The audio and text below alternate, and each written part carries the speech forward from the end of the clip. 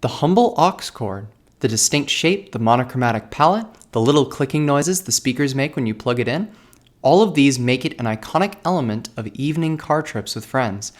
If you know a bit more about it, you'd be aware of the differently sized cables for different applications, and that the cable is symmetric, as it can be flipped around. But what's inside of it? Why does some have a different amount of bars on it? These cables started strictly as phone connectors, with their ease of plugging and unplugging serving to help switchboard operators. Using a circular port that isn't affected by rotation means that plugging it in is really simple. This is constructed through isolated layers of metal that stop at varying lengths.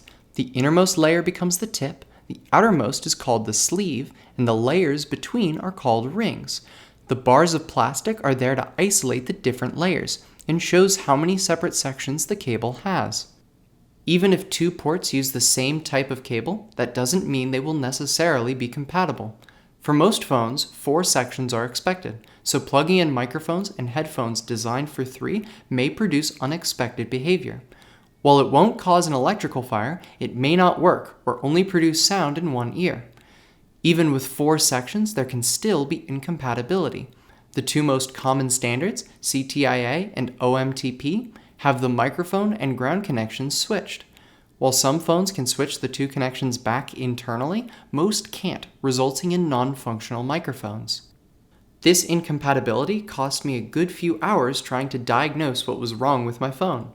I mistakenly assumed that it would be compatible with my Blue Yeti, but the microphone uses CTIA and my phone uses OMTP. From the perspective of my phone, the mic was completely inactive, while it was grounding the microphone's signal. Though it meant having to record with a different device, it was a fun little rabbit hole to get lost in, which I considered to be well worth it.